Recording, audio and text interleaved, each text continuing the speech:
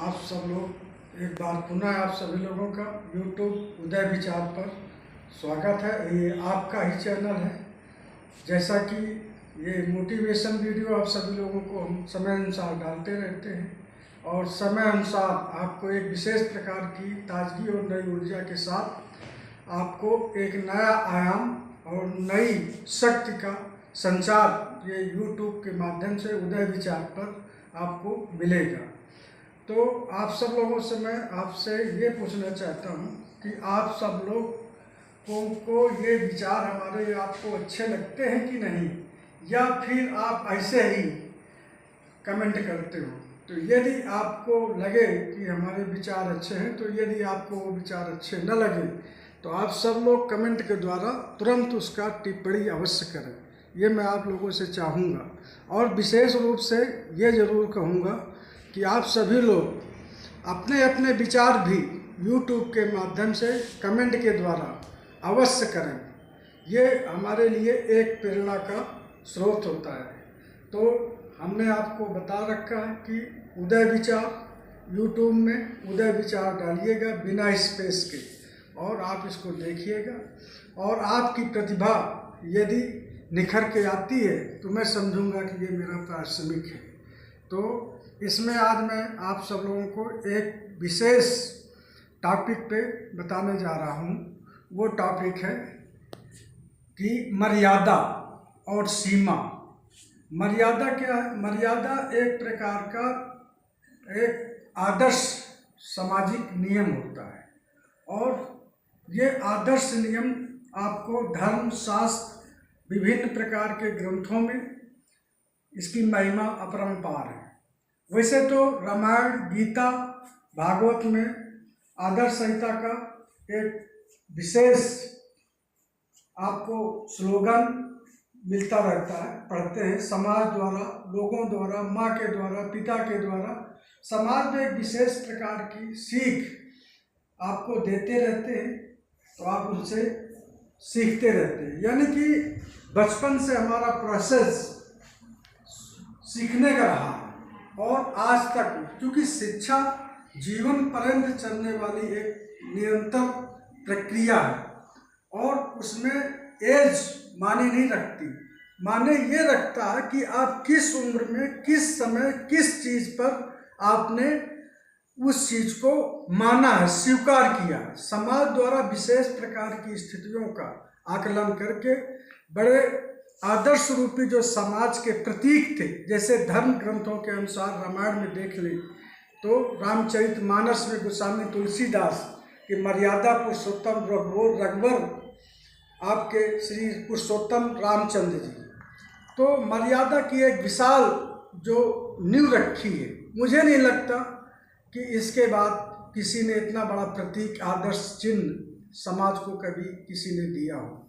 वैसे तो भगवान गीता में भी श्री कृष्ण ने अर्जुन को भी दिए, लेकिन आप इन सब चीज़ों में देखेंगे कि इसके पीछे सबसे बड़ी चीज़ क्या थी? वो आदर्श थी, सीमा थी।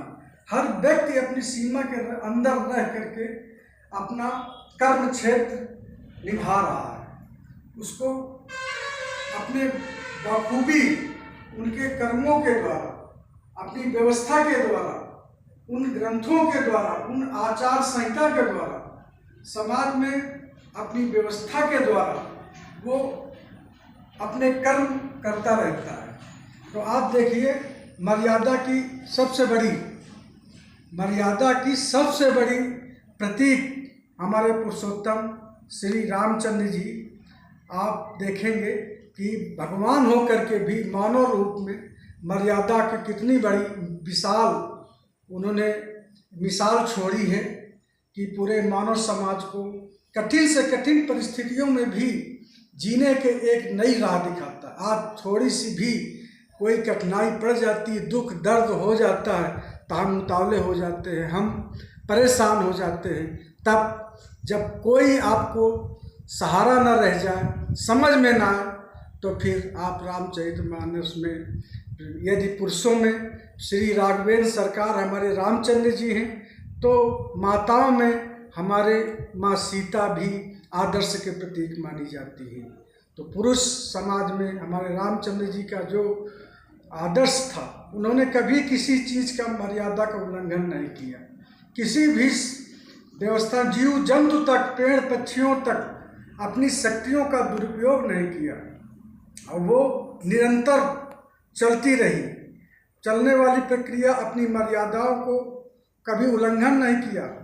भले वो अपना कष्ट झेल लिए हों, अपने कष्टों को उन्होंने अपने खुद ऊपर ले लिया हो, लेकिन किसी मर्यादा का उल्लंघन नहीं किया। चाहे छोटे बड़े भाई का, सबका अपना एक उनका चरित्र था जिसको समाज के द्वारा एडाप्ट करना चाहिए। एक बहुत बड़ी शक्ति हमारे विचार की, हमारे आदर्श की, जो समाज का एक प्रतीक है, वो है प्रभु श्री रामचंद्र जी का चरित्र। अगर आप देखेंगे तो कठिन से कठिन समस्याओं का भी निराकरण आप आसानी से कर सकते हैं। देख सकते हैं, आपको कठिन परिस्थितियों में भी एक विशेष प्रकार की ऊर्जा प्रदान करेगा। आप देखो ना, आप आज हम छोटी से छोटी समस्या को लेकर के उलझ जाते हैं। हम अपनी व्यवस्था को भूलकर, अपने परिवार को भूलकर अपने निजी स्वार्थ में जीना शुरू कर देते हैं। अपने आदर्शों को भूल जाते हैं, अपने प्रतीक चिन्हों को भूल जाते हैं, अपने माता पिता के आदर्शों को भूल जाते हैं। तो ये हम कहेंगे आप लोगों से कि आप आदर्श का, चाहे जिस संस्था में, चाहे जिस इंस्टीट्यूट में, सरकारी गैर सरकारी संगठनों में आप कोई ना कोई जॉब कर रहे हों या स्टूडेंट के रूप में किसी संस्था में शिक्षा ग्रहण कर रहे हैं, तो अवश्य आप सब लोग उन अपने गुरुओं द्वारा सिखाए गए आदर्शों का आप अनुपालन अवश्य करें। क्योंकि यदि आपके चरित्र में, आपके अभिनय में आदर्श नहीं है, आपकी व्यवस्था में शांति नहीं है, आप गुस्सैल प्रवृत्ति के, क्रोधित प्रवृत्ति के होते जा रहे हैं, तो किसी न किसी आदर्श का जो प्रतीक, सामाजिक जो चिन्ह था, वो आपने ये तो अध्ययन नहीं किया या उनके आदर्शों का पालन नहीं किया, तभी आप समाज से भटक गए हैं। केवल मनुष्य जीवन अपने निजी स्वार्थ का जीवन नहीं होता। इसके ऊपर देखिए ना, एक निश्चित एज में सबको मरना जीना है, सभी जाएंगे। मनुष्य जीवन त्याग का है, दूसरे की भलाई के लिए, एक सामाजिक आदर्श संगठन व्यवस्था को बनाए रखने के लिए। तो मैं आप सब लोगों से एक बात यही कहूँगा कि जिस समाज में, जिस ग्रुप में, जिस वर्ग में आप से संबंधित हैं, सभी वर्गों का, सभी परिवार के, सभी समाज के छोटे बड़े को अपनी मर्यादा रखनी चाहिए। अपनी व्यवस्था के अनुरूप उनका उचित सम्मान करना चाहिए, न कि अपमानित करना चाहिए। जैसे कि मर्यादा, आज हमने देखा छोटे बड़े बुजुर्ग का लोग थोड़ा सा अध्ययन करके पहुँचे नहीं कि दूसरे की बात को उल्लंघन करने लगते हैं। अरे प्रभु रामचंद्र जी ने गुरुकुल में अध्ययन करके और अपने ऐसे आदर्श प्रस्तुत किए कि आप लोग भी कर सकते। एक छोटा सा अगर सुख दुख पर, जब भगवान राम को देखो ना, कितनी कठिनाइयों को पालने, राजकुमार होते हुए वन वन में भटक रहे हैं, वो जगह जगह पर नंगे पैदल चल रहे हैं। किसके लिए? हमारे प्रभु राम ने अपने पिता दशरथ का, अपने वचनों का, उनके आशीर्वाद का, उनके आदर्शों का पालन करने के लिए राजकुमार होते हुए अयोध्या जैसे राज्य को ठुकरा करके जंगल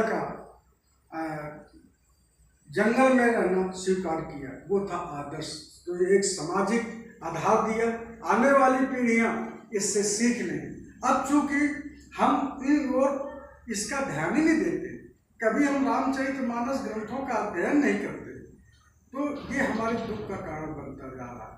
तो मैं आप लोगों से पुनः यही कहूँगा कि आदर्श का पालन, आदर्श संहिता जो समाज का प्रतीक माना जाता है, महान पुरुषों की बातों का अध्ययन अगर करना है तो शास्त्रों का अध्ययन या बड़े बुजुर्गों की मर्यादाओं के अनुसार चलना, तो आपका जीवन सुखमय होगा।